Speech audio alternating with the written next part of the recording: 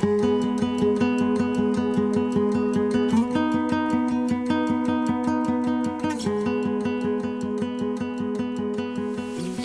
everybody, welcome back to the Keep It Simple podcast. If you've joined us today, you're with us for episode 17, and this is an episode that I've long waited for. I wasn't sure if it would ever actually take place, but here we are today on the episode. We are so thankful to welcome Mindy Henderson. A lot of people would say that Mindy is Connor's wife, but really Connor is Mindy's husband. Mindy is the glue that holds it all together. And as I'm sure will come out in our episode, we've been together a long time, a lot of experience and a lot of life, different seasons of life and ages and stages of ministry. And so without further ado, Mindy Henderson, welcome to the Keep It Simple podcast. Hey, I'm excited to be here. Thank you for having me. Yeah, of course. You know, kind of where to start. You were asking me before we came on, like, where are we going to start? And just kind of at the beginning. So, you know, in my story with Connor, I had observed Connor kind of interacting with John Christian Evans, right? So John Christian Evans was the son of a music director at our church and played the drums, wanted to try to play the drums. And of course, Connor was playing music. Connor was 14, 15 years old, young, and was so patient and gentle and kind with John Christian, and when others may not have been. And so when I kind of got tossed into student ministry, my first point of contact was Connor, and we talked about that a little bit in his episode. And you and Connor had just kind of started hanging out right around that time, maybe just a little before that time. But I did not know you, and so he was telling me about you. And the thing that was the most fascinating was, at the time, I think you were like 14, 15, you'll have to tell me, but you were co-running a youth ministry, like at a local church. You and one of your friends were running a student ministry. And so I was telling Connor, I was like, this Mindy, you know, you need to get her to come to youth. And he was like, nah, dog, she can't. She's running her own, she's doing her own thing, you know. And so my first kind of impression with you was from Connor telling me that, and I thought two things. Number one, how impressive she must be, and number two, who in the world would let two 14 or 15-year-old students run a student ministry? And then I met you, and it all made sense. So let's just start there. How in the world does 14, 15-year-old young woman, how do you end up kind of co-leading a student ministry? Which I do think that Connor probably, I don't know, has some exaggeration to that. I would say that we were, I actually called my mom today to ask her, like, hey, what exactly was going on, to remember all the details. But we were essentially preparing and creating lessons for this ministry and, like, facilitating conversations and teaching. It was the church that I attended through middle school and high school, or some of high school, and they, in their model of like a youth group, they didn't want a formal youth group. They wanted more small groups. Mm-hmm. And so it had taken many forms. Like, there had been a couple, or a man and a son, who had taken it over in the beginning, and we were doing things with them. And then that kind of fizzled out. And then my mom actually had it at our house, and she was facilitating it. And then at some point we moved back to the church. And in that is when Eva and I started that. And Eva is someone you definitely have to have on the podcast. She is so cool. Yeah. But I hope maybe you can make that connection. I'd love to have her on. Yes. And so she actually works as the communication directors for the church that we currently attend. Oh, so wow. It's a really cool. It's a cool full circle thing for us to be able to reconnect, because we haven't spent much time together since high school. But we were essentially just preparing the content for that small group, youth group, mm-hmm. and presenting it to them and teaching the lessons. And so I feel like that was a big part of maturing in my faith, was spending time creating that content and teaching lessons and working with Eva And she's just has one of those personalities that really pushes you to grow in your faith. Like, she expects you to be growing and pushing and digging as much as she is. So that was a really cool season. So where did that spiritual formation come from? I mean, where, like in your own life, where did the spiritual formation to even step into that? Which, if you're planning and facilitating and teaching, you're pretty much running a student ministry. Where did that spiritual formation come from? You don't just wake up one day at 15 years old and you can do that stuff. Yeah, well, I did grow up in the church. I grew up in a little country church here in Houston County, in Kathleen, and my mom and my grandma were very involved in the church. I was there every time the doors were open. It was just an integral part of my life. I guess we did a ton of missions, and that was a huge part of my growing up. Like, even within the church, I would say probably monthly we went door to door and just asked the people in the neighborhood around our church if they needed prayer. And then we would write down their prayers, and then we would go walk the track and pray for them. Wow. And I remember doing that in lower elementary school age. And then every Christmas we caroled, and we would make fruit baskets and go out and carol to these people. And I don't remember it, but I used to know the whole Christmas story by heart. I think it was Luke 2, and I would recite it when we would go caroling. And so it was just I love doing stuff like that. And then from that, my mom and my sister and several other people at that church started going to Jamaica on mission trips. And I was too young. But I still wanted to be involved. So I started collecting Happy Meals and any kind of toys that I could for my mom to give the kids when she went. And it was a whole ordeal because I'd make my mom drive around to all of the fast food restaurants, and I'd walk in and I'd be like, will you give me your Happy Meals? Which is crazy now to think that I just walked into establishments and asked them for things. Yeah. But I did, and so that was something I contributed to them, and then we did a ton of fundraisers. And then starting in 6th grade through high school, I went every summer to Jamaica on the mission trips. And those were really cool experiences where I feel like that made me grow in my faith, because I experienced the Holy Spirit, spiritual warfare, ministering to people, sharing my story at age 11, 12. And so that was just a very mature experience for me. And then in those experiences, just spending time with people who are different from me, and looking at different walks of faith, and just preparing content then, because I would help plan the VBS. We would do VBS. So we would go in the morning and do VBS, and then in the evenings we would come back and do a crusade or revival of sorts. Okay. Yeah. And so we would do skits. So I had a lot of experience with creating skits and executing skits. And it was just a really cool experience. Even beyond those mission trips, our fundraising was a mission in and of itself. We would stand outside of Walmart with water bottles and hand them out and ask for donations, but also ask for prayer. So I'd be praying for people outside of Walmart, and we would stand on the corner of 96 and 247. And I know not everyone, or Old 96, so not everyone would know what this is, but some people will. But we would stand on that corner and sell donuts and wash cars. By White Diamond? Were you near the White Diamond? Yeah.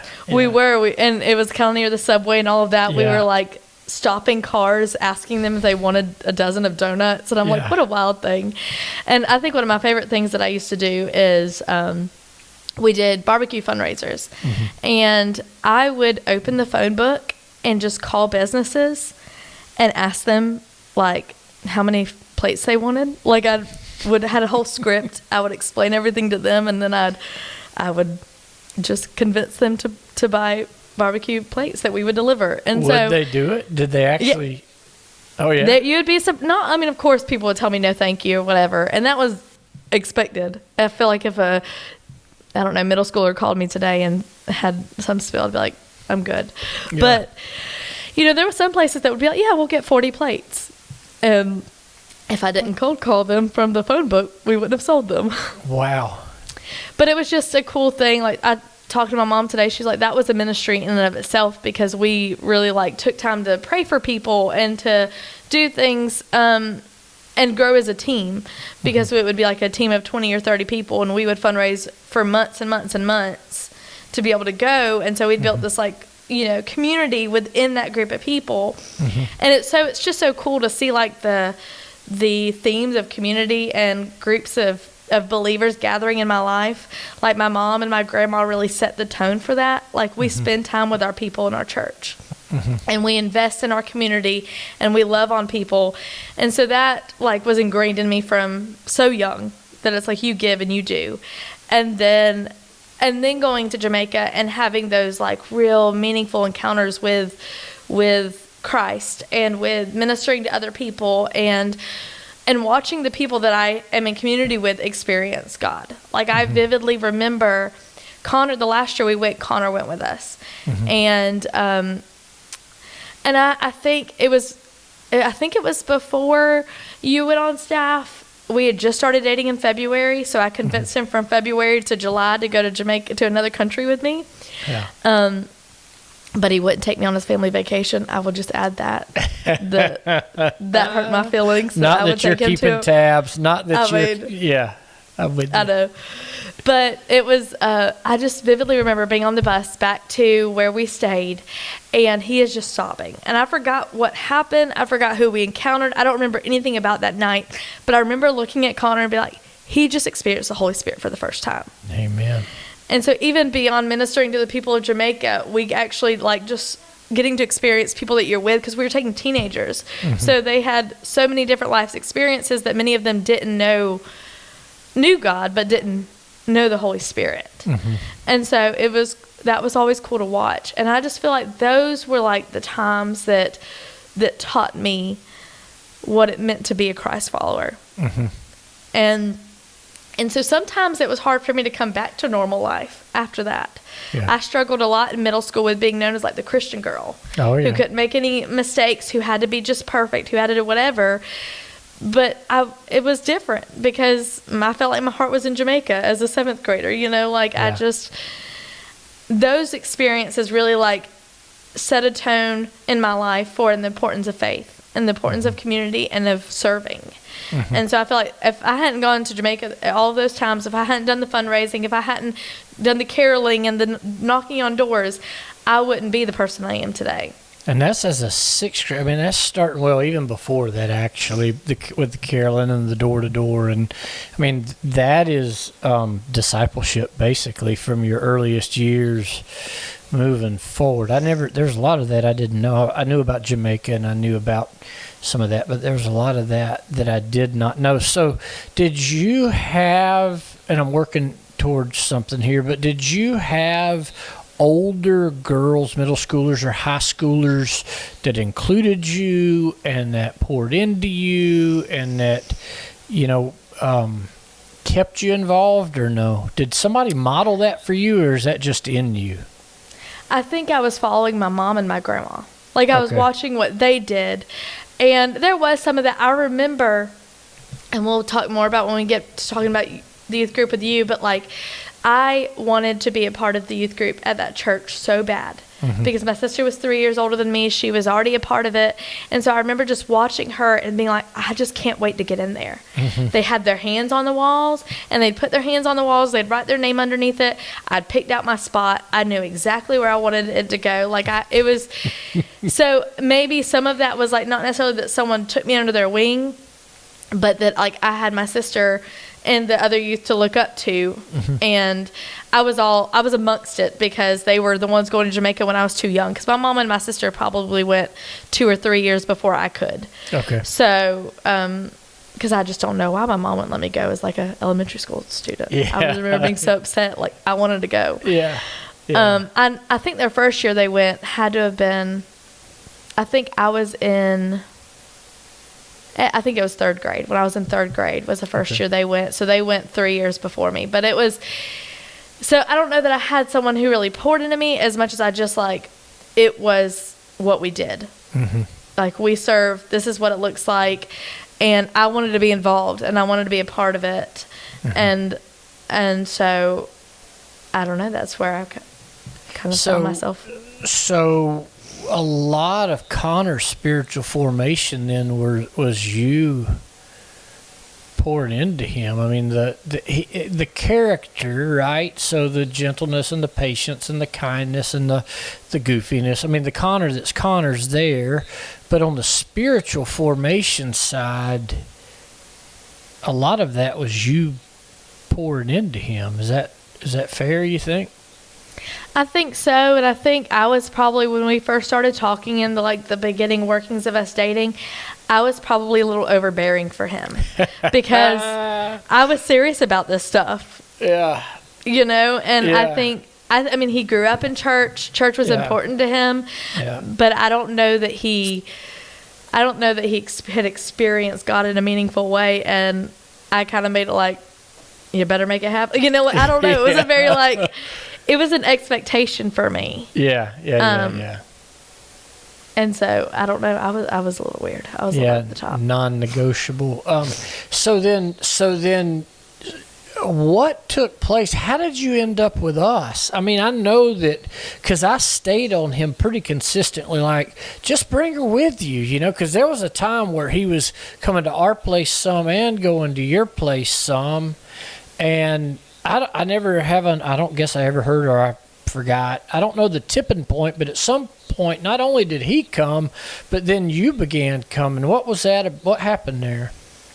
Well, the ministry that I was a part of at the church that I went to prior to, or the youth group I was a part of prior to coming to your youth group, like I said, they wanted it to be a small group model, and so it took a lot of different forms, like it being led by the man and his son, and then my mom taking it and having it in our home. And at some point it was split between two homes, but then that didn't work, so it ended up just being our home, and then going back to the church. It went through a lot of adult guidance and leadership. And I think Connor had to help me remember this because I didn't remember all of the details, but I think it had just taken a different leadership. And so it wasn't it had come out of my hands and into someone else's. And I think maybe numbers were down. I don't know. It wasn't the same as it was. And I will say that I loved the time that I had with that youth group and with that church community. I grew a ton in my faith. But I was still felt like I was searching for the youth group at the church I grew up in. With my hands on the wall, with I don't know how my sister would talk about the people, the couple that was the youth directors when at the church I grew up in. We're still very close with them. They actually Ed and Monica Siddle, they'd be another great people to have on because they were missionaries in Bosnia for several years. That's when they left that church. They went to be missionaries in Bosnia. Wow. And a lot happened in that church. And so that's when that youth group changed. And I remember feeling so heartbroken because right before we transitioned from that church into the church I went to in middle school and some of high school, they painted over the hands after they left. And I remember being heartbroken because I was like, I had a spot for my hands. I had picked out my spot. And so going through all of that with that church and then the next church and having the small group model, it was good in some ways, but I just always felt like I was looking for something more. And so Connor spoke very highly of you, and I was like, I mean, I don't know this guy, but whatever. What a weirdo. And so I was like, so I think I just started coming with him because things had just shifted at the previous church, and I was still looking for that deep community that I saw modeled from my childhood. And people, it's interesting. I got all of the accolades, everybody thought that I was doing that, but it wasn't. It was y'all. And I say that. I said it then. I've said it since then consistently because it's true. What we built there is not normal. I don't know what normal is, but what God did there is not. I mean, do you remember when we had chairs outside of the old black room and people lined up just on the tile with the doors open to that room so they could hear? There was just people everywhere, and I mean, that ministry went from 0 to 120 like that. And it really was in that authenticity. It was you and Connor, and then and then as folks added to, it's kind of like birds of a feather flock together, and we just ended up with this land of misfit toys, and it was all these parts and pieces, and I don't know that anybody was enough alike to establish a clique per se. But then it was like we can all be odd together, and it kind of built this us against the world kind of approach, which worked. So you were a junior when you came to us. Have I got that right? Yeah, I think yes, because Connor and I started dating sophomore year in February, and it was honestly almost a year later that I came, because I honestly don't remember when I started coming on like a Sunday night. I remember the ski trip. That might have been my first encounter that Connor talked me into going on a trip with everyone. Yeah. And I remember that ski trip very vividly and being like, what on God's green earth is this? I couldn't ski to save my life. I gave it a valiant effort and never left the bunny slopes. But I just remember like how much fun it was and how just wild and crazy everyone was, but also how serious the times of worship were.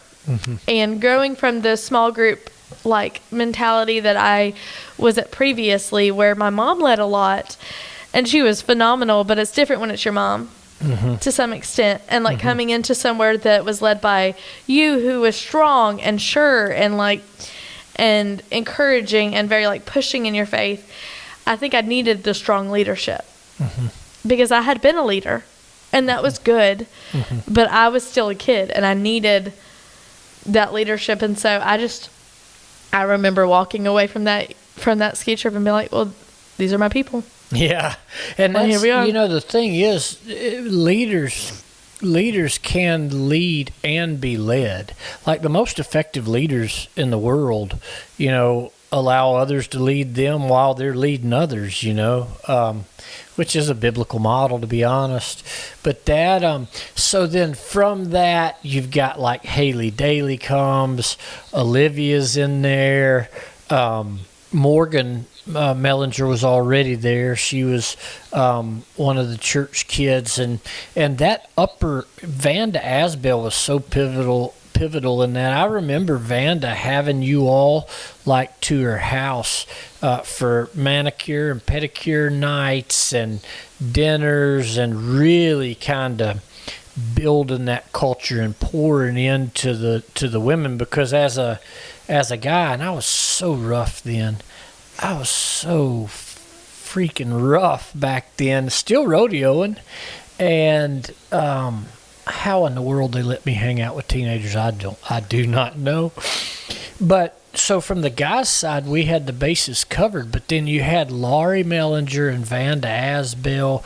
Vicky Meeks was pivotal in that. So you had these women who were spiritually mature but loved to have fun, didn't take themselves too seriously, and just pouring into these young women, these girls, teenage girls. And the reason I was asking you if you ever had anybody to really model kind of inclusion of younger people, Caroline Freeman is what I was getting at, and I'm sure you probably knew that, but like I distinctly remember Caroline as a junior. I think she was a junior in high school, and she went on to be the president of our youth group, the whole shebang. But she was so excited because her high school group, the girls, were beginning to invite the middle schoolers to different things that they were doing outside of youth. I mean, they would be doing, I don't know, a movie night or a whatever night, whatever girls do, but they would invite those middle schoolers. And I did not know that you and Haley and Olivia and Morgan and all that bunch, I didn't know that y'all were including Caroline. when she was an 8th grader. I had no clue, 8th and 9th grade, that y'all were making sure that she was part of what you were doing. And if she needed it, you'd go pick her up and give her rides places, and you made sure she was in the loop. And then you fast forward like 3 or 4 years, and she's repeating that process with the generation that's behind her. And was ecstatic. I mean, was really stoked to be doing that. What I think too, like, that is, to me, that youth group was just, we were one body. Yeah. And so part of it was just like, she's one of our girls. Like, that's what we do. Yeah. We take care of each other. I remember the age didn't even matter, because it was like, if they're in our youth group, they're to be taken care of. Mm-hmm. And so it was cool to see that wasn't so everywhere. Mm-hmm. That wasn't something that you saw everywhere. But it established a culture. Like, that built, because Connor was doing the same thing with the guys, with Brian Landreth and, oh my gosh, middle school Brian Landreth. Oh my gosh. But Connor was doing the same thing with the guys, Connor and Jeffrey and Lewis and Davey and all that bunch. What a bunch, man. But they were making sure that those younger guys were included to the ultimate Frisbee days and all of those things, and giving folks rides, and just really building authentic community. Like, when we talk about authentic community, those years, for me anyway, as somebody new to ministry, I mean, I'd loved Jesus pretty much my whole life, but I'd never been in vocational ministry. Mm-hmm. To see authentic community like that was like, okay, this is a gigantic piece of the puzzle. This is a huge piece to church, if you will. Sorry, y'all built a culture. The two of you and your circles of friends built a culture that lasted 11 years or whatever that was. And I think that was, and I know you say it was us, and it was us, but it was also just the allowing the space and the leadership for us to step into that and to do that and to create a place that we wanted to be. Yeah. And wanted other people to experience it. Like, I just remember I wanted everyone to come. Mm-hmm. Just because it was such a pure place to experience God. Mm-hmm. And I wanted everyone to know that and to experience that. And I remember I just felt like I was recruiting my friends one by one. Yeah. And it had to be through trips. I would remember be like, if I can just get them on a trip, then they'll come. Then they'll see how unique and different and authentic this place is. Yes. And then they'll want to come back, and that was, us, but it was also you. Yeah. And Mickey and Vicky, I mean, we had the dream team for those folks to be there, not just while their kids were in the ministry, but I mean, like, Mickey and Vicky and Laurie were there. I mean, Mickey and Vicky's kids had gotten out of even space between, and Mickey was still there every Sunday. We God's just so good, I was just talking to a friend of mine here, so we're ramping up for this spring semester in student ministry, and the ski trip is all but done as far as planning and all that, and looking forward to spring break. We're planning a staycation. You remember our staycations, Youth Week? But my point is, we were talking about how that gives you the opportunity to invite friends. I mean, when you're staying home, you're local, you have stuff every day or every other day. Even if it's just a meal and watch a movie or something, it gives you FaceTime. It gives you a chance to get some friends to come hang out at church and realize that church can actually be cool. So then from there, we get you graduated, you go into college, and then we pretty much plant another church or another ministry. We start the space between. What do you remember about those days, about that transition out of youth and into the space between? Have you stopped to think about that much? Oh, well, it was very hard. I was just so devastated to leave that community. I didn't get it. Like, I got it because I knew I was old. I knew I graduated high school, whatever. But I didn't get it. I'm like, why do I have to leave my people? Yeah. And that was a really, really difficult. I also don't like change. So I was like, these are my people. This is where I'm supposed to be. I'm being ripped away from them. I was angry, honestly. Like, I was like, I don't want a space between. I want to go back to the Scarlet Movement. Like, I want my people. Yeah. And so it was honestly a really difficult transition, but it shows just how, like, that was a community. Oh, yeah. I feel like anytime I have an opportunity to tell parents, I'm like, if you do anything for your child's faith life, you should do a lot. But if you do anything, plugging them into a youth group that is vibrant and serious about the faith is so important. Mm-hmm. And so going into the Space Between ministry, like, at the beginning, it was so few of us that it was good, but it was like, it just didn't feel the same. It felt a lot like a cheap version of the Scarlet Movement. And I'm like, I'll just come back an hour earlier and hang out with the people that I really want to be with, which is my youth group. But I couldn't. And so that was just a very hard time. But then it was with the merging of the multiple churches. It was with the entering of Brooke Kitchens and the other leaders that I was like, oh, this is the adult version of the college version, because we were barely adults, but the college version of what I had. And it was like, this is what it's supposed to be in this season. It's not, we're not meant to be the Scarlet Movement. We're not meant to be out here playing spider ball and acting crazy because we're college kids, but there's a different version of faith that was supposed to be. And it was so cool. It was wild because of just we kept our trend of being an eclectic crew and to having different life experiences. But I just was so thankful that you kept trying.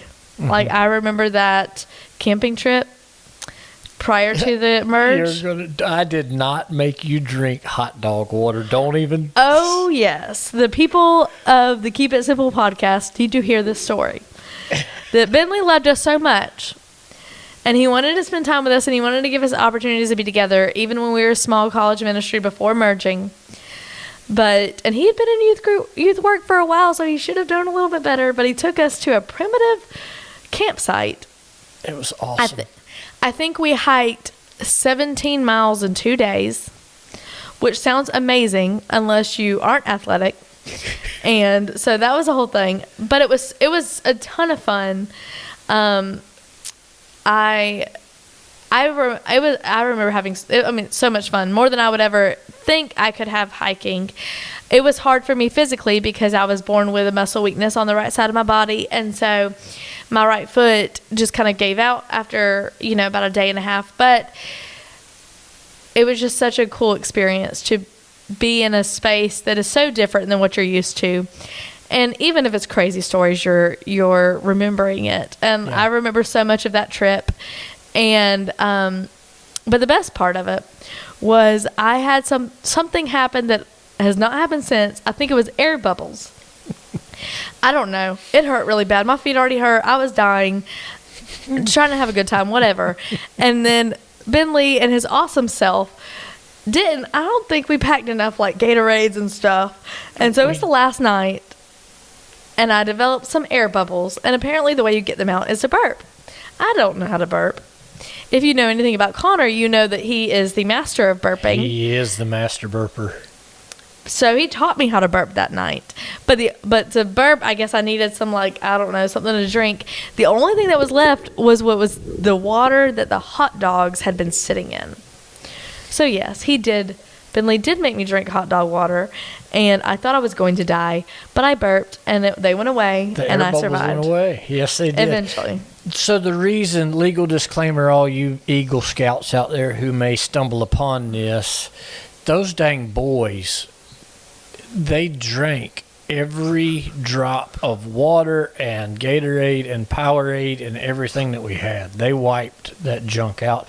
We hiked the entire Pine Mountain Trail. Which is wild. That was awesome, man. That's one thing about our group. We worked hard, we played hard, we worshiped hard. Like, we did everything wide open, which I think was part of the appeal. I mean, there was no safety. It was full send, no matter what we were doing. And yeah, so the space between gets started. Do you remember? I'd forgotten this. I was just talking about this to somebody the other night ago.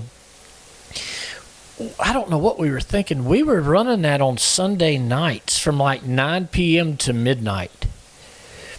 So we would have youth, like 6th through 12th grade, from 5 to 8 p.m. on a Sunday night. And then we would have an hour to clean the room and flip and reset the room and get rooms and get, big room, black room, get everything set. And then you all would show up. And then we would be together then from 9 to midnight, get home about 1. And just saying that, just in that 15 seconds it took to say that, I feel tired. Yes. It was a lot, and we were tired. And I think that came with the, I remember sitting in the parking lot and watching all the youth leave and just being like, that's where I want to be. Yeah. And just being so angry. And I don't know, it's just the transition of change. And so I'm proud of us for continuing, even when that was like a hard thing. And then when we merged between the churches and had just more momentum with Caitlin and Hayden and everyone that came from Christ, and that was when it was like, oh, this is starting to feel like home again. And Bonaire. I mean, that was we talked about it in Brooks' episode, I think. That was a complete God thing. So we were planning a joint beach trip. And the 4 of us met to supposedly plan this next summer's trip, and the entire lunch we talked about college and career age ministry. And from that, I had no idea that they had little pockets of people at these other places. And I'm like, we should just combine them. Let's just combine them. We'll have people, we'll have energy. And they're like, well, whose church does it belong to? Like, it doesn't have to belong to any church. Let's just put everybody in the room and go. And we did, and doggone if it didn't go. We changed to Thursday nights, which helped. But almost all of those original relationships are still intact. Like in some way, shape, or form. The other night at Charity's wedding, just sitting there watching you all dancing and having a big old time, and thinking through how long y'all have been together. There's some of y'all been together for well over a decade now. It's pretty sweet. Oh yeah, I think that is the picture of community. Like the way that we were able to create an authentic environment where people could be just themselves and feel comfortable and just grow. And in a way that it wasn't just like the Scarlet Movement. It wasn't normal. No. Like, college kids didn't do what we did. They do. We just didn't know that it was a thing. And I don't know. It was just, it was incredible to experience and to grow through, and to still have those people now. Like, I had dinner last night with Brooke and Caitlin Meter, and I was just like, we were talking at some point, and we were talking about some of the struggles we were having and different things, and I just looked at them and I was like, if I can't be myself with you two, I'm lost. And it's so cool to see, like, that wouldn't be there if we hadn't done everything in the past. So it's just so cool to, like, watch how much our lives would be different if there wasn't obedience in the beginning. It's like we say all the time. We've said for years, God works through relationships, and you don't have to be right. Just be real. Just show up and be real. And those relationships have staying power because they're built on authenticity. So in those college years, you went to Middle Georgia State to be a teacher. Did you always know you were going to be a teacher? Is that like something just from as long as you can remember? Did you know that, or how did you end up in the classroom? So growing up, I thought I wanted to be an elementary school teacher. Like that was like all through school, high school, senior year. I was like, I don't want to do that anymore. And I decided that I wanted to be a family and marriage counselor. Okay. Like that was my decision in college or in late high school, senior year. I went and like met with a family marriage counselor. I had a career path where I was going to go to Middle Georgia, but then I needed to go to Toccoa Falls because they had the degree that I wanted. I remember that. You saying Toccoa Falls made me. I remember that. I had a whole like plan, and I already was like a little iffy on that plan deep down, but I took a psychology class, and it was terrible. Yeah, it was science, and I was like, oh, psychology is science? I don't like science. So then I was like, okay, now what? And teaching had always been a very important thing that I knew that I wanted to do. And so I felt the pull back to teaching. And so then I was like praying, like, okay, what does that look like? Is that elementary? Is that middle? Is that high? Like, I'm not the cutesy, artsy person that like I felt like elementary would be. My mom's had an in-home daycare since I was in first grade. So I was like, I'm sick of snotty children. Like, I didn't want that anymore. And so I, just in prayer, I remember it was really my freshman year of college. I remember talking in the space between and just being like, I think I've made the decision that it's middle school, because I was like, I'm called to serve people. I want to be there for people, and who needs me more than middle schoolers? Mm-hmm. Like, I just felt like they were the ones that no one wanted. Mm-hmm. And so then I felt the pull that I was like, God wants me to go to the people who aren't wanted, and they're not wanted. So like I felt the pull for middle school, and so then I was like sold after that. I was like, middle school or nothing. Like, that's the best thing ever. Yeah, that to teach middle school has to be a calling. I mean that. Yes. And it's interesting, the themes. Since we've revamped and redone the podcast, there are nuances and themes that kind of run throughout these interviews. And Michael's a teacher. Will Cooper is a teacher. Having you on as a teacher, we've got some coaches in the background, and so that's exciting. So one of my favorite Mindy stories, there's a lot. Mindy, you're my favorite. You know that, right? And so, I know. I don't know how we got through Scarlet Movement and I didn't address that I was the favorite. You actually, it used to drive people so crazy. Well, the ones that realized I wasn't kidding, a lot of them thought I was kidding. And so, in ministry, you can't really pick and choose and have favorites. But so many of those kids, I mean, lots and lots of kids would be like, I'm your favorite. My answer was always, nope, Mindy's my favorite. And but you're my favorite. You've been my favorite. So one of my favorite memories or when it comes to you, so you had graduated college, you had gotten your teaching certificates and passed is it GACE? Am I got that right? Yeah. Are you GACE. surprised I remember that, GACE? I'm very impressed. Look at you. You had passed all that stuff, and you were trying to discern where it was you were going to teach. And you ended up at your school. What school are you at? I teach in Bleckley County. Bleckley County Middle? Yes, I teach there's only a primary, elementary, middle, and high, so I teach at the middle school there. So tell that story, the first time that you walked into your classroom. Yes. I knew so little about this county. I actually got the job because one of my cohort members called their school and said, hey, do you have any math or science positions that... Yeah, cohort. Bentley didn't believe that until he was in a cohort. A word? Yeah.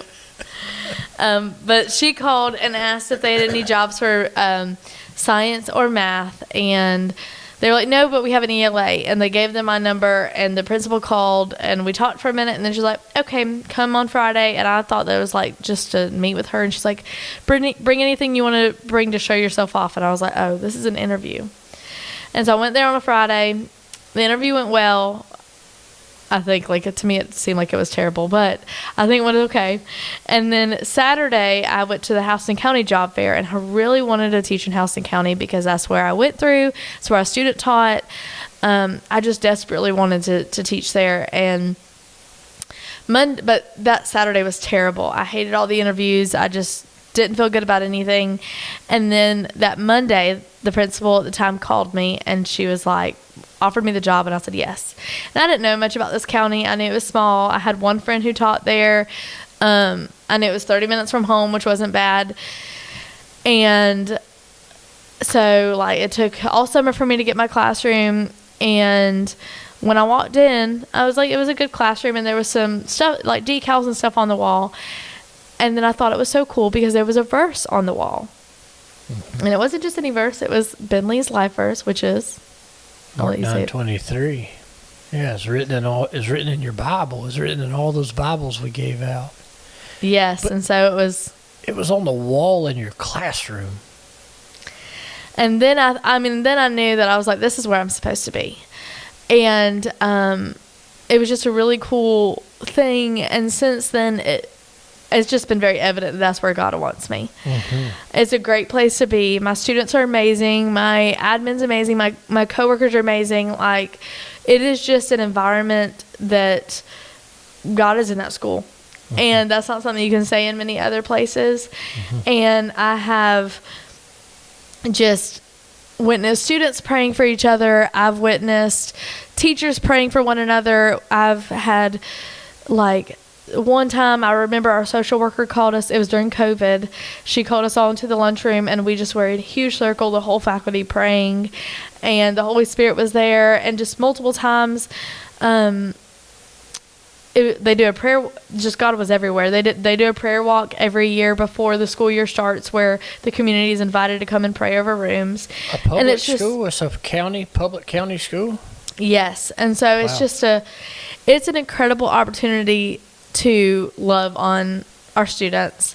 Mm-hmm. And it's just a level of, like, love that I didn't, and a level of, like, care, and it's just so evident that God is there.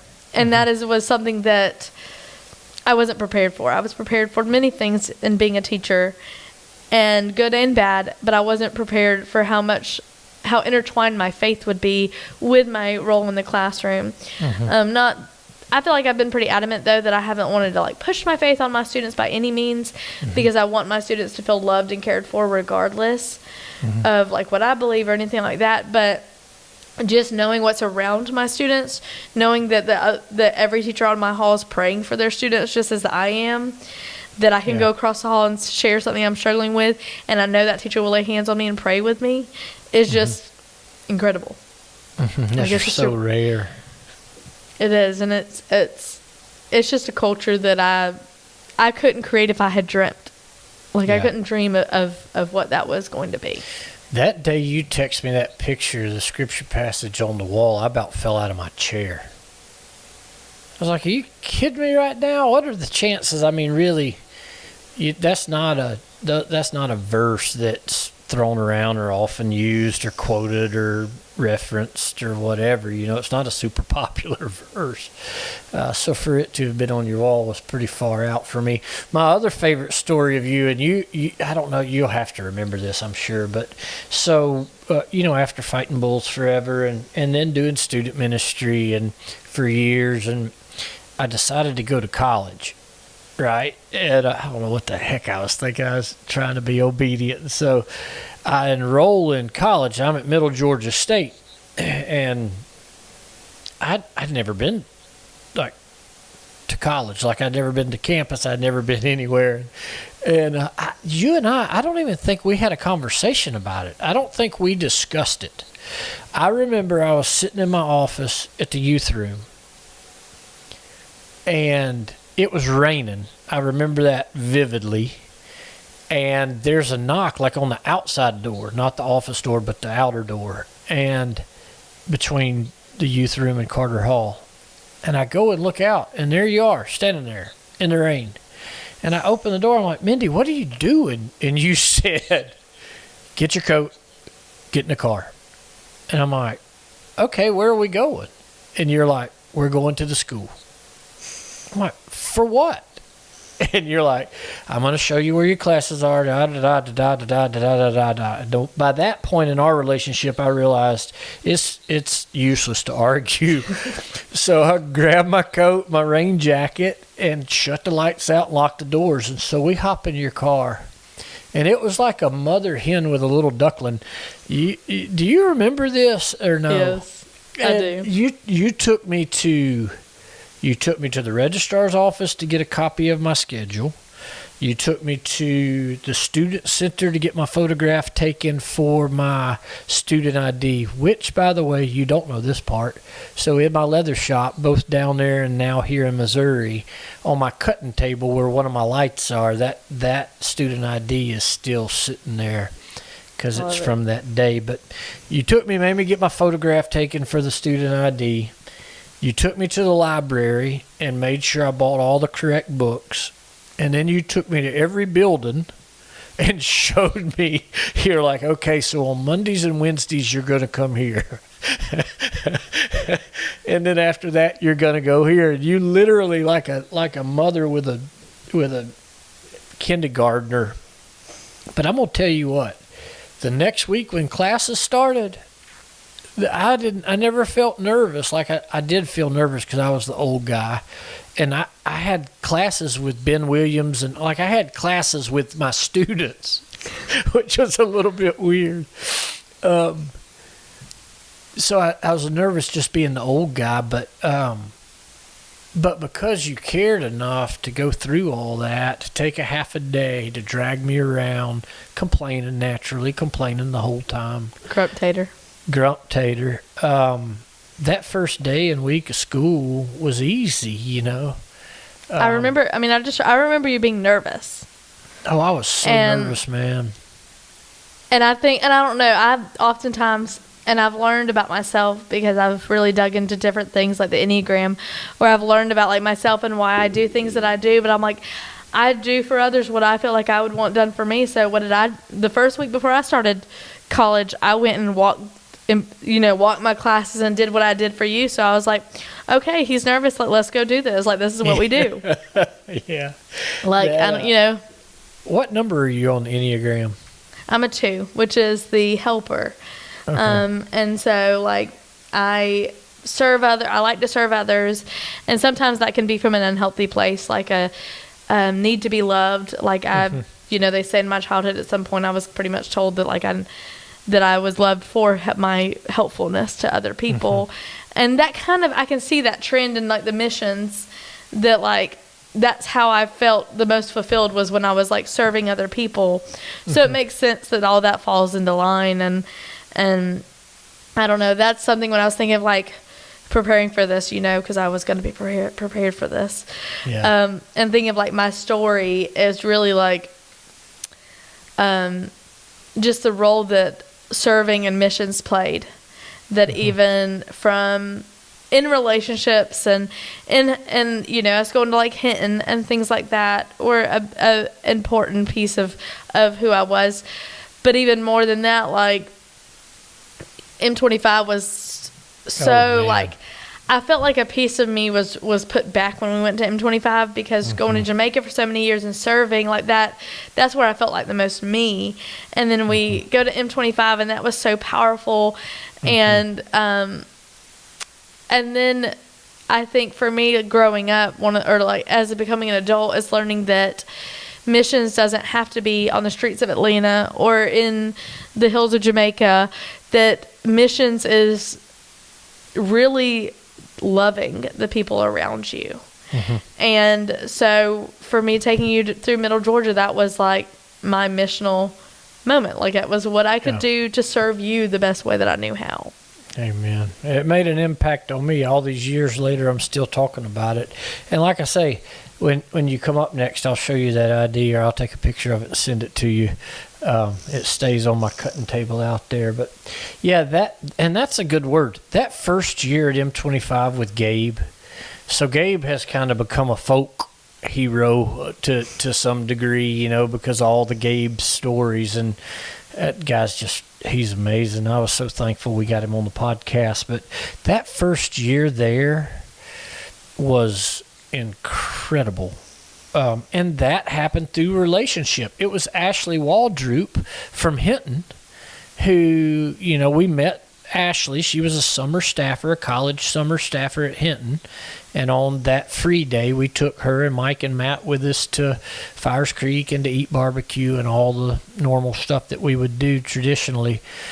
So she chaperoned her younger brother's high school team to M25 and called me. They got back to North Carolina and called me the next day and was like, you got to take a group here.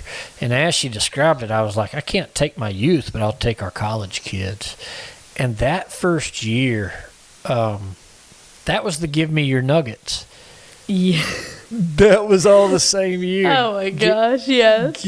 Give Me Your Nuggets was that year. Yes, I think that, and really that was there. I think of certain moments in my life and in my faith where it's like that was a pivotal time. Mm-hmm. Like that's where there was a shift. Like going to Jamaica and experiencing the Holy Spirit. There's specific trips and moments that I'm like, I was changed in that time. Mm-hmm. I wasn't the same person when I returned. Mm-hmm. And I felt that a lot when I was in the youth group, sitting and listening to your teaching. Mm-hmm. That there were times where you would share things that God had revealed to you, and I'm like, that is a shift moment. I'm not the same now. That I know that truth. Mm-hmm. Or that I see God in this way, or however. And I remember going to M25 and being like, this is so important. And it's a shift in how we address people and how we approach people. That we're not here to fix it. We're just here to love them. And as a helper, I'm a fixer. I'm like, You got an issue, I got it. Like I'm gonna fix it. Yeah. And so in that moment, it's like, no, you're just gonna love, and you're just gonna pour, and that's all you're here to do. And that really affected me in a huge way. I think I even went back in college and did a full project on, I can't remember the full purpose of the project, but I remember that it was about people who are experiencing homelessness. Mm-hmm. And my whole I even gave my presentation to another committee or something. I can't even remember the details, but I did it in class, and then my professor wanted me to do it again for something else. And it was about just how we view homeless people. And it was just something that I just felt so passionate about, and it just shifted how I viewed anyone, really. Mm-hmm. I just said homeless people. It's not really homeless people. It's people who are experiencing homelessness. That's right. And so it's not about their circumstances aren't who they are. Mm-hmm. It's they're a person. They're a child of God first.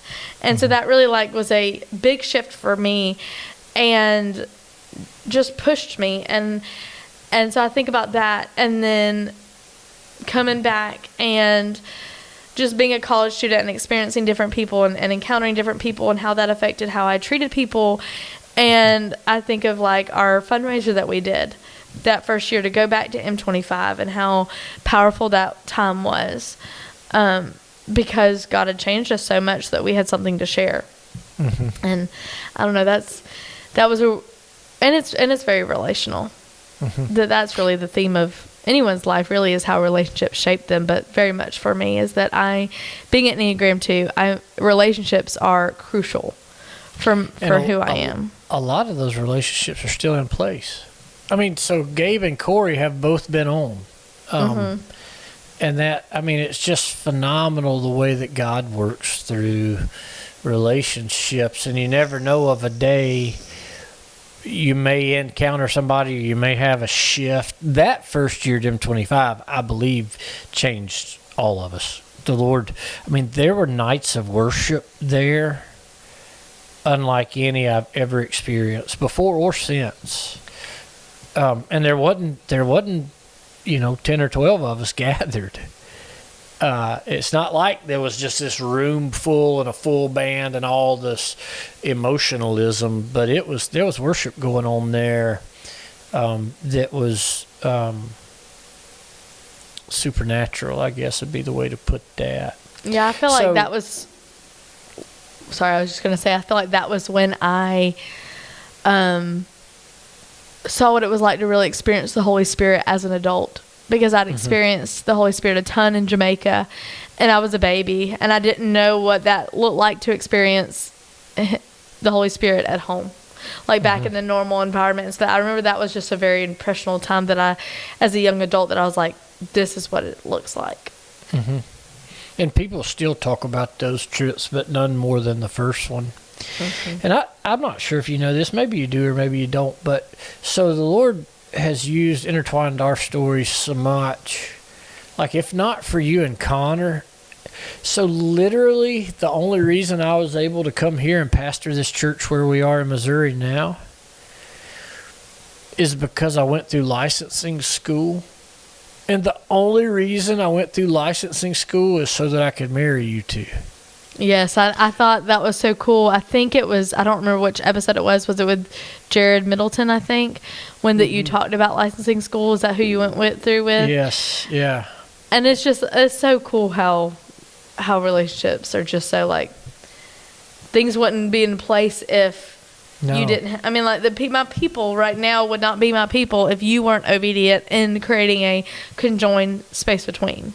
Yeah, and it's not even really about me. It's just God work, and 4 people sitting down to plan a beach trip turns into what became known as a space between. But that, I also think that the Lord knows us. So, like 2017, you all were married in 2017, is that right?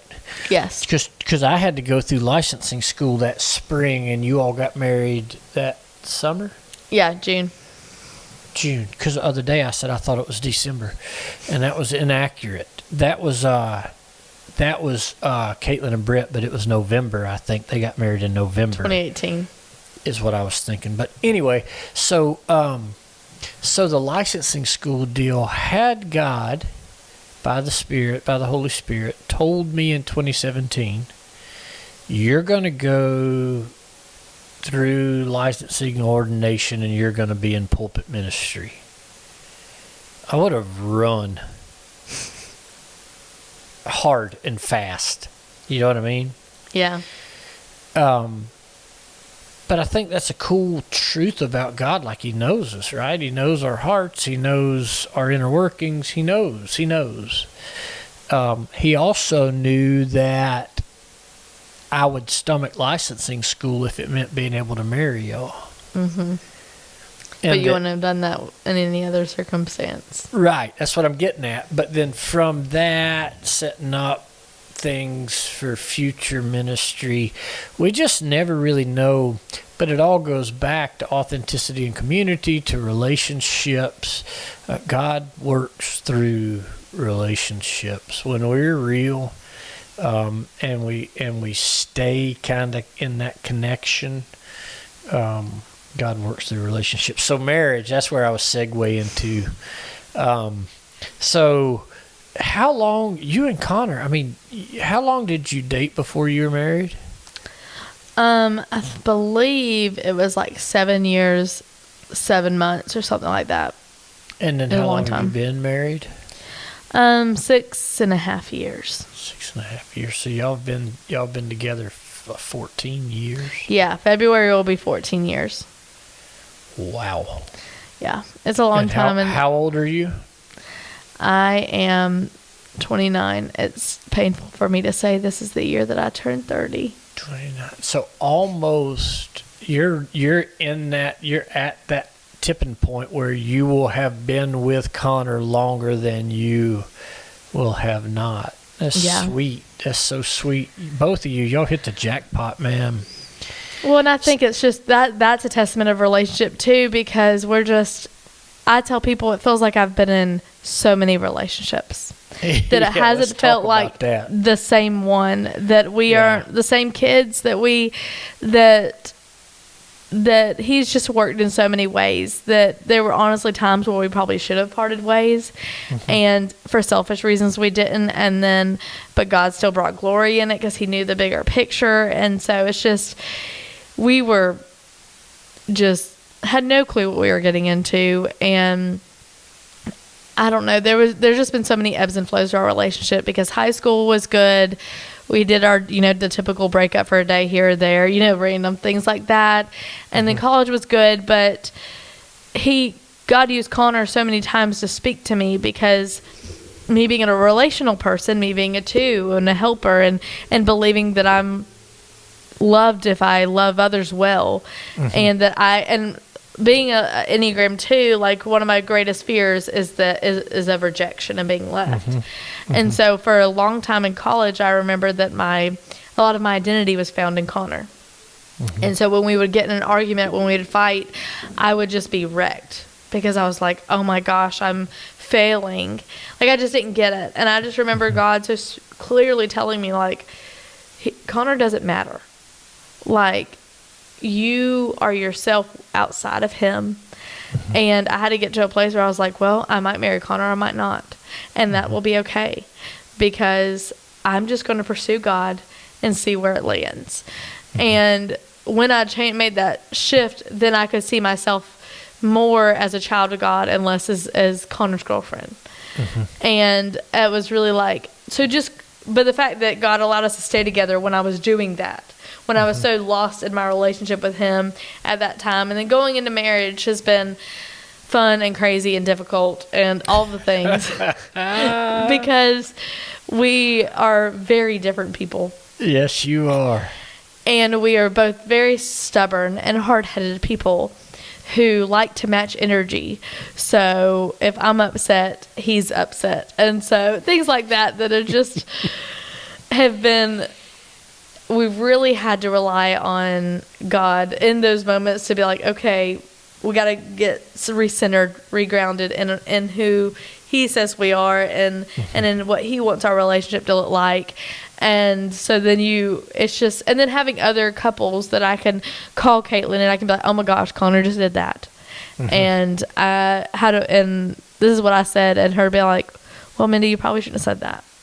And, be like, yeah he's husbands, like, we'll just text each other every once in a while and just say husbands, because we know that we have amazing husbands that still drive us crazy and things like that, so having a relationship in that is important. But I think the hardest but most beautiful season has been becoming parents together. Oh yeah, ma'am. So let's talk before we make the jump to Annie J, because we will. Let's talk marriage before Annie J. Like, do you remember that? Can you remember marriage before Annie J? Yes. So moving from engagement and the thrill, of course, you're a planner. Anybody that knows you, a lot of people now are listening that won't know you, but you're a planner to the nth degree, nth degree. You make plans for your plans. Oh, yes. And lists for your lists. So, you got a year or more, a year of this wedding planning, then the wedding happens, so that's all the elation, the honeymoon, and then you get home and kind of get settled and get in the groove. And what was that season of life, post-honeymoon, pre-motherhood?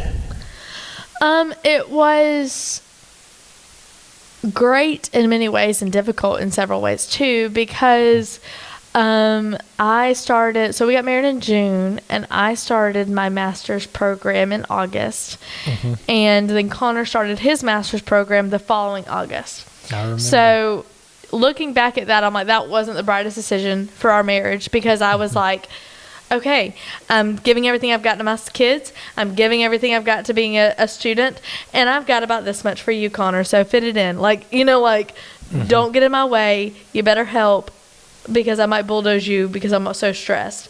Yeah. And so I had to learn quickly, and it's honestly a daily thing for me, to learn to refocus and know where my priorities should be. Because it was just easy for me to be like, Connor, you can handle 5 minutes of my day. My kids at my school need me, and I've got to be a good student, because what am I if I'm not a good student? I was so lost in being a student, which isn't true. Like, being a wife was far more important than being a student, but early in marriage, I didn't know how to balance it all. And I needed to uphold a certain image that I could balance it all, that Connor's the only one who could handle me dropping that image. And so our first year of marriage was honestly pretty challenging, because I was so focused on everything but him. And my faith. I wasn't focused on that either. I was focusing on surviving what I felt like I had to survive. And so I think that a lot of our pre-years before Annie was me like finding my rhythm with Connor and prioritizing him. And we're both pretty independent people. And so then there have been times in our marriage where like I will prioritize him, but then he's not necessarily prioritizing me because he's used to us being independent. So it's been a weird like ebb and flow of finding the room together. And you should be proud of how often we talk about your premarital counseling. Good. And talking about, if I get your wording right, I'll be impressed, but talking about like the cycle and how someone has to break the cycle of being maybe rude or ugly or whatever and go back to loving one another. And I feel like for us and being our just very passionate people, very like dedicated people, to rededicating ourselves to each other continually and looking for community within one another and not being so focused on fulfilling ourselves with the things of the world, but with God and with one another has been a challenge. That independence sets y'all apart young, though. And Brooke and I have talked about, especially in the space between years, when we would see other couples within the ministry. I was never for couples within the ministry, which you know that's not a surprise to you. But because I wasn't willing to lose one, right? Because, you get two people in a college career age ministry, they start dating. They may, pretty high probability they don't make it, and then you lose one, and it's like, I don't want to lose any. What was admirable about y'all at the high school level, but all the way through college and still now to a degree, y'all weren't clingy. Like you could be in the same room and you could be hanging out with your girlfriends and he'd be in there being dumb with the guys. And neither of you felt the need to be right up under the other. I mean, but then by the end of the night, you were walking out the door together, headed to go get something to eat, And I can remember with y'all being young, being impressed by that. And even as you matured and grew. But what I'm hearing is that independence has a backside as well. So you talked about priorities. 29-year-old Mindy? Yes. 29-year-old Mindy. What would 29-year-old Mindy tell 23-year-old Mindy, 24-year-old Mindy about her priorities? I think that, I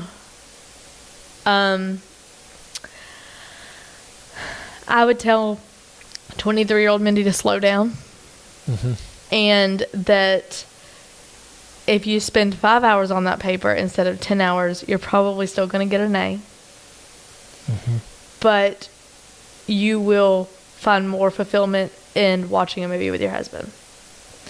And doing something in that relationship that relationship was more important than what I felt like my obligations were. I think that has been a common thread in our marriage, is that we have at times allowed our obligations to overshadow our relationship because we want to show up for people. And that means being consistent in your obligations. And I've always been a very driven person, so I've had to be very like, this is what I dream, this is what I want, so I've got to do my absolute best at that. So I think I'd tell younger Mindy that it really doesn't matter. Yeah, focus on the relationships. And it's okay to be driven. It's beautiful but there's a balance. To have that balance for sure.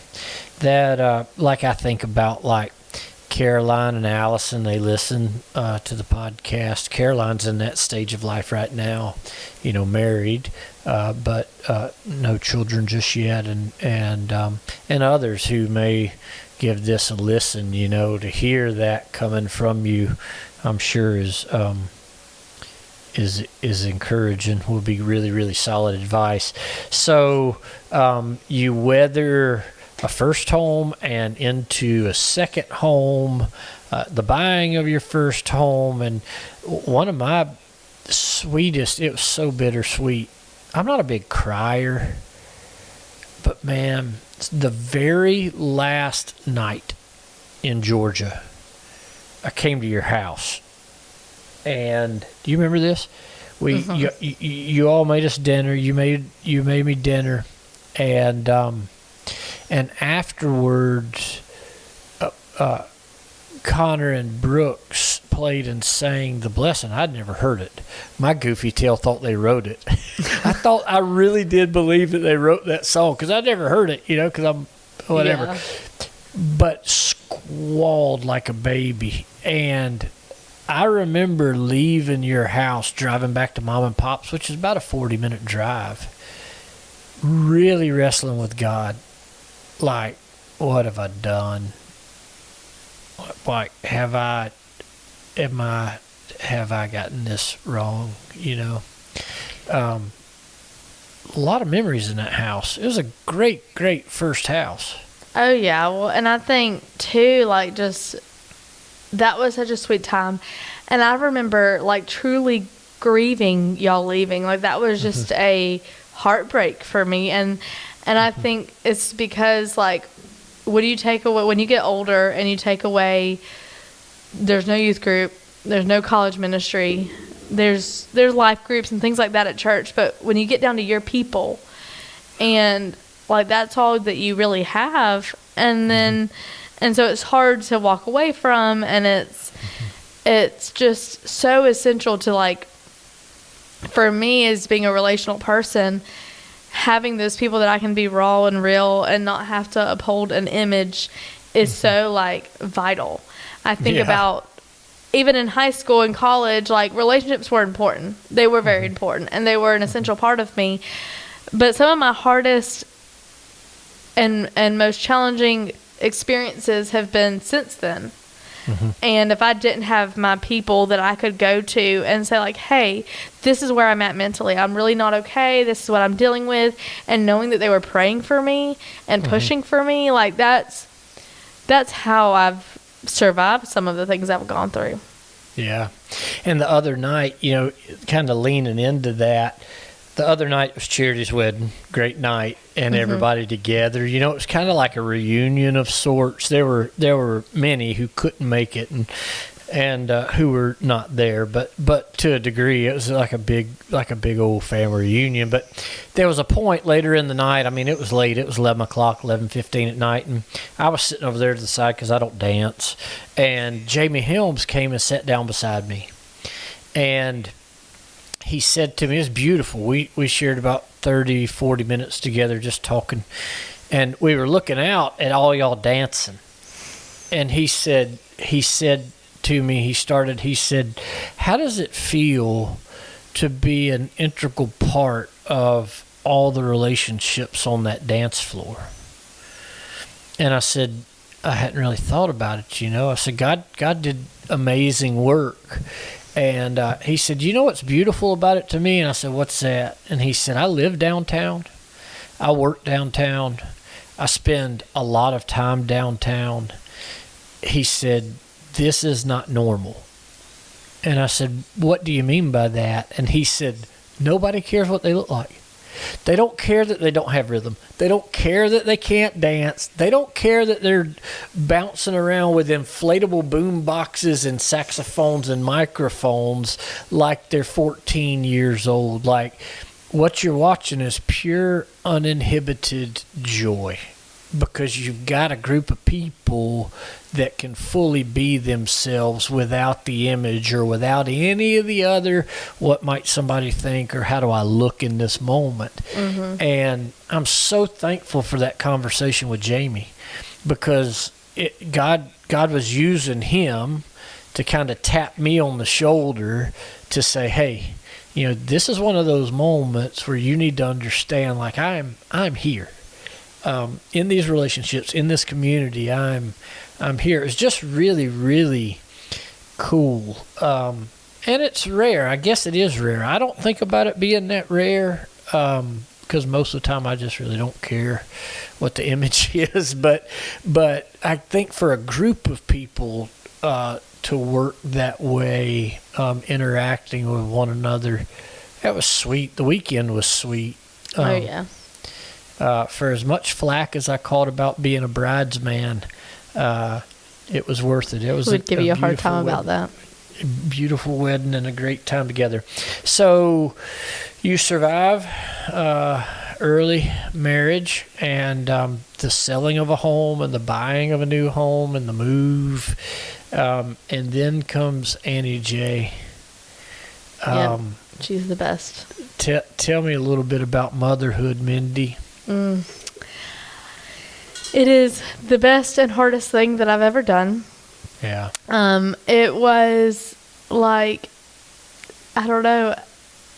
Not that we dealt with full infertility before Annie, but it was a touch of it, I would say.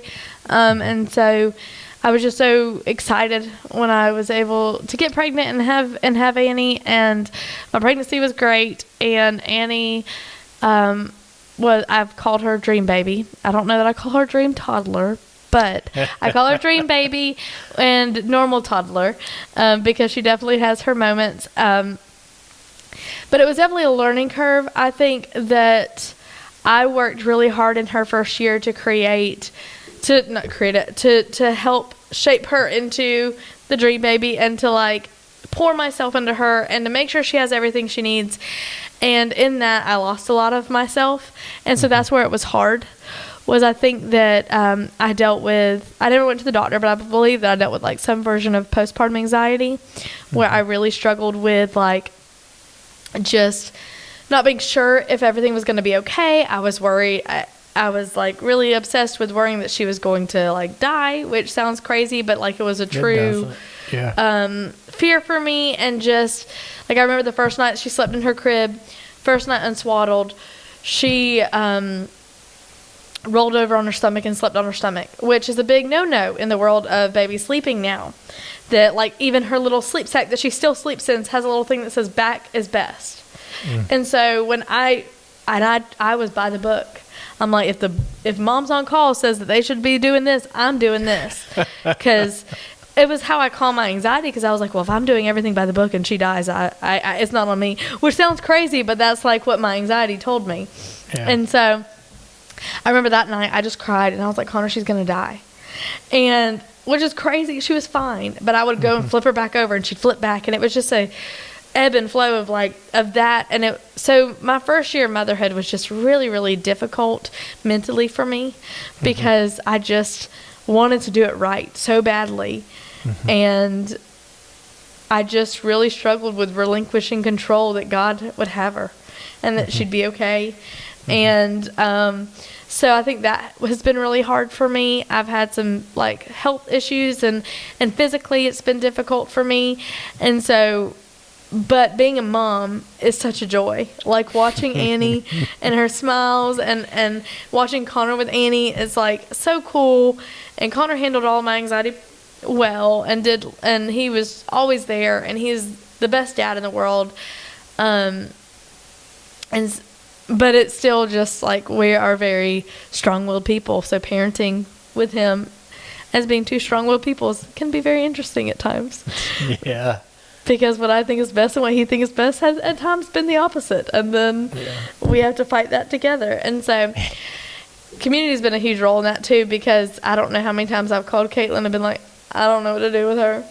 Like, help me. What do I do with this? Or just voicing my concerns, or just having people show up and spend time with Annie. Like, I realize that there's nothing sweeter than seeing your people with your child. Oh, man. And people loving them. Yes. So it's been fun. It's been great, but it has definitely not been without its difficulties. Y'all have done a beautiful job, though. You were at the house the other night at Mama Pop's, and, when y'all left, it was such a treat for y'all to come. Thank you for that, for making the trip and taking the time. But y'all left, and just throughout the night, and even the next day, each of us at different times were like, that baby is amazing. Like, they are crushing the parent game, and it's so life-giving to have a baby in the house. Yes. And to follow them around and stop things from falling and breaking, and just all the things that are exhausting. The other thing that I'll say is, the two of you balance that very well. Like, I have watched Connor tend to both you and Annie in ways that I don't know if I've ever seen another man tend to his family. I'm not going to say I didn't know he had it in him, but very seldom am I around y'all together that I don't walk away and think, wow. And I can say the same thing for you. That same heart that showed up to put me in the car on a rainy day and show me around, always going that extra. I've never seen her spill anything on herself that within 3 minutes you didn't have another outfit out of a bag, another, you know what I mean? Like, you've got backups for the backups for the backups. I'm just really, really proud of you two. Thank you. And I think it's really been a centering thing for us. And when Annie was born, well, one thing that Connor and I have always, and it goes back to your premarital counseling, I remember when we talked about, like, expectations for each other. Mm-hmm. We still talk about that all the time, that, like, when I was pregnant with Annie, I'm like, my expectation is that there is not a primary parent, that we are together in this, and that what I'm doing, you're doing, and what you're doing, I'm doing, and we're just caring and loving our child. And it's really centered us in our faith too, and in our faith as a family, because it's like, okay, how do we want Annie to be raised? Mm-hmm. What do we want her to know? How do we want her to see us interact? How do we handle when we have a conflict in front of her? How do we handle, and there's been times, like, even in our parenting, where Connor will respond to Annie in a way, and I'm like, Connor, I don't think that was appropriate, because she can't understand that you're frustrated right now. And we need to use our words differently. And there have been times where I've been maybe acting out of my anxiety, and Connor's like, you need to calm down here, because that's going to feed onto Annie, and that's not going to be healthy for her. And so for us to, like, have conversations and not be at each other's throats, when in years past we probably would be at that kind of correction.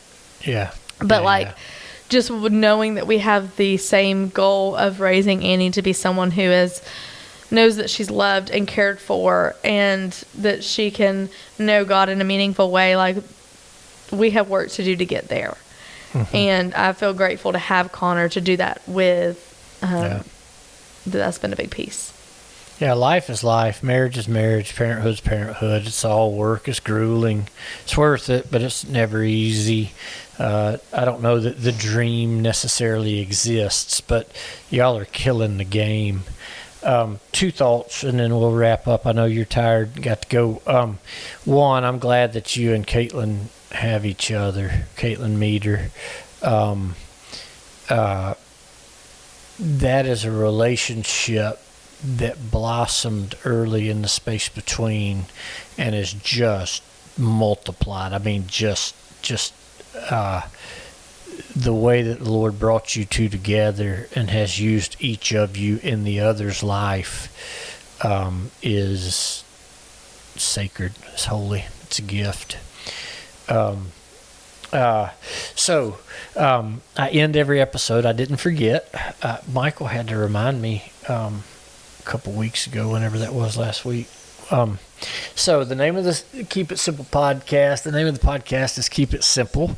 It's Keep It Simple podcast. So Mindy Henderson, I'm actually anxious to know how you're going to, not anxious, but interested to know how you're going to answer this. Mindy Henderson, how do you keep things simple?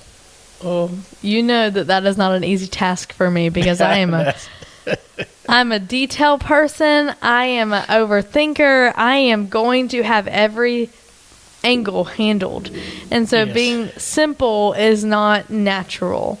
But a little 25-pound 18-month-old has taught me a lot about keeping it simple, because there's not a lot to sitting on the floor and playing with her, but that is required. And so I think I've been prepping this answer, because I've listened to every episode minus the last two, and I'm like, oh, it's coming for me.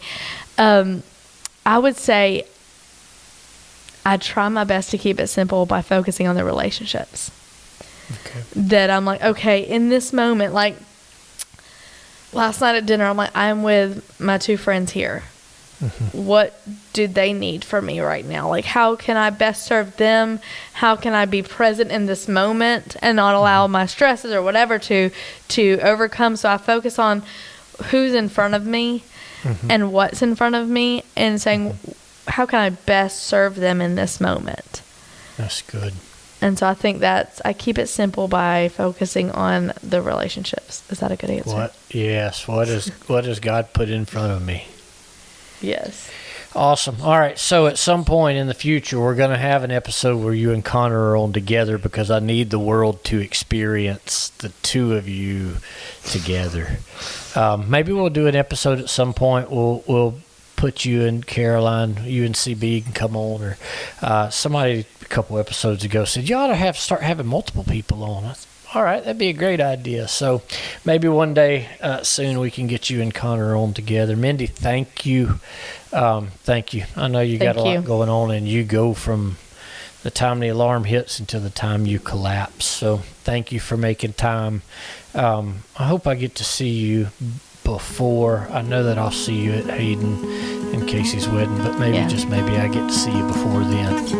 So, all right, hugs all around. I miss you. I love you. Thank you. Love you too. Thank you. All right, bye. All right. Bye.